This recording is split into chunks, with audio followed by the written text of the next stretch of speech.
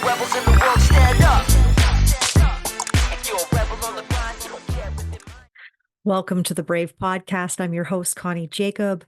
I love the fact that you join me week after week, whether you read this on my blog, whether you join me on YouTube where you can see that I'm in my room. I hope that that gives you a vibe that I'm inviting you into my world, into my life. I'm not just speaking at you. I hope that you feel like I'm speaking with you. Or if you're listening just on audio on Spotify or Apple, I'm just so happy that you take some time and we spend some time together every week. This week I want to share with you a little bit personal. I want to get a little bit personal. Not that I haven't been personal. I feel like I one of my values is to show up here real, true, authentic and be able to share my heart, but also share strategies that help.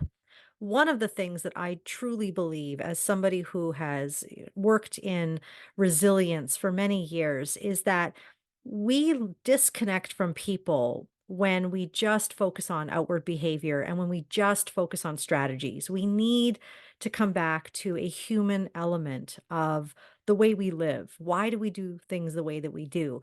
And one of the things that I've just been realizing in my own life between January and April, it is crazy for me. It is a high season. It is high season for schools. It's high season in mental health. It's high season everywhere. And now that May is here, I'm realizing that my energy needs to shift. My drive needs to shift. Right now, my adrenaline is, oh, let's go, let's go, let's go. And now I'm thinking, no, something needs to change. We can't always go on full driving forward 60 miles an hour all year round. There needs to be a rhythm to our lives. Some of you who are listening, you're teachers, and when I've talked about energy management and I've asked a question, what are the points of your school year where it's not as busy or it's not as intense? And the answer is usually it's always intense. There's always something. And so I want to give you some strategies on how I manage my energy. It is possible for us always to be on at all times. But there are ways that we can look at the seasons of our year and start to document or just even notice what are the busy seasons and what are the seasons that are, how about this, less busy. It's not that I'm not busy right now, but I have to shift gears. How do we shift gears? So, for example, let's use a teacher because a teacher has a pretty set understanding of what their school year might look like. The beginning of the year, September, is pretty intense. You're getting ready, you're packing in your classroom, you're finding out about your students. And so all the way up till that first report card, it's probably pretty hands on deck. Christmas can also probably feel pretty hands on deck. So you've got a pretty full September to December. January hits, you've probably got a little bit more of a rhythm. You're coming back a little bit more relaxed. Okay, report cards, it's always high. But then there's these little dips, and I would call them little dips. And noticing what those little dips are is important. And when those little dips happen in our rhythms of our year, how am I going to change my approach to my day when I have little dips in my seasons? So, for example, when it's a super busy season, I might not have time to sign up for a marathon, or I might not be able to start that weight loss journey or that detox that I really want to do, or read that book that I really want to sit down and read. And when I put those expectations on myself, then I become resentful of everyone and everything that is distracting me from not reaching my personal goals. Maybe I'm just being unrealistic about the timing. That could be what it is. And so for me, a spring, May to August, people aren't calling, booking coaching calls as much. People are starting to notice this big ball of yellow in the sky and they want to go outside. And so instead of pushing myself to try to produce, try to perform, I'm actually taking the next 4 months to slow myself down. Now, that being said, My husband and I do own a renovation company, and that is not a slow season for us in that sense. But he's the one who does our renos. I'm the one that does our business development. So that's going to ramp up. But the way that I'm ramping that up looks different than how I have ramped up in the last 4 months, traveling, speaking, trainings, doing all of those things. It's going to look different. And so here's what I am about to do. Number one, I'm going to wake up a little bit later in the day. Now, some of you might be like, wow, that's nice. Wish I could do that. What I mean is 30 minutes later. I am going to shift the way I do my mornings. If any of you have taken any of my self care strategies that work workshops, you know that I always say start the morning with delight. Don't start the mornings with, I have to. Well, I should probably work out. Well, I should probably have a quiet time of some kind. Well, I should. Those shoulds are going to kill you. I would start your morning with delight. What is going to make your soul sing? What's going to make you feel like you're alive? If you're a working out in the morning person, that's great. For me, I've tried working out in the morning, and honestly, it's just not my vibe. I like to wake up in the morning and I like to do very quick tasks right away. Now, doesn't that just go the opposite than maybe what most people would say, and even what I did a couple of years ago? But I find that if I can do those very quick tasks when my brain is still in comatose mode, I actually get so much done and it helps me wake up. I'm having coffee, I'm doing quick tasks, and then I do my quiet time. If I do my quiet time first, I'm half dead for it. I was really starting to realize nothing productive is happening here. I am not getting anything out of this because I'm half dead. I'm not even fully alive yet. So I'm going to wake my brain up with quick tasks and then I feel great because I got all of those done. Quick tasks, meaning like quick social media posts, um, scheduling when people are like, "Hey, could you get together for coffee?" And I don't know why that has to be so complicated, but it is. Your schedule, my schedule. I have like two schedules I have to look at. My calendar is, ah. And so I need to do that when I need to wake up. And then I have that done. So I schedule that in the mornings. And here's another thing that I would highly recommend is I do recommend you shift gears however you can. Between now and June, for the next 2 months, try to shift gears. If you're working out inside, try to get outside. Try going to work a different direction. Try shifting the way you're working out, what you're listening to on podcasts. Read a different book, go a different route. It's time to shift gears.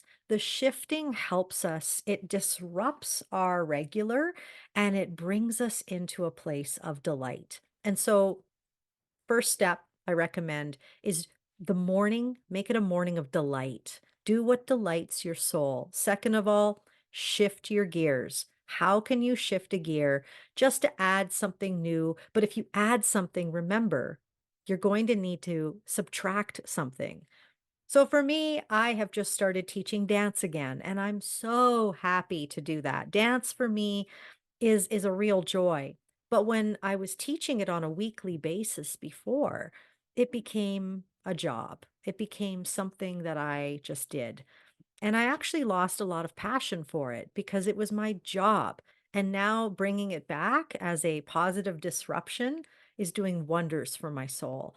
And so for you, how can you shift a gear? How can you disrupt yourself in a fun, exciting, vibrant way? Number three, it's important to notice the season. Notice your physical warning signals. Notice your body. For me, when I have a busy signal, I am so used to living up here. I'm used to living off my adrenals. My adrenaline is high, which means my cortisol is probably high. And I need to figure out now, I don't need to live at that level. How can I bring my adrenals down? How can I add more rest?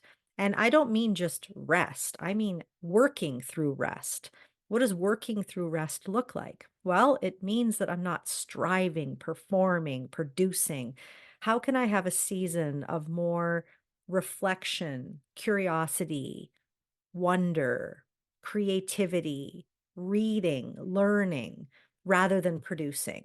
That's my disruption right now. That's my season. And again, these are just hopefully to inspire you in how can you shift your energy in this new season.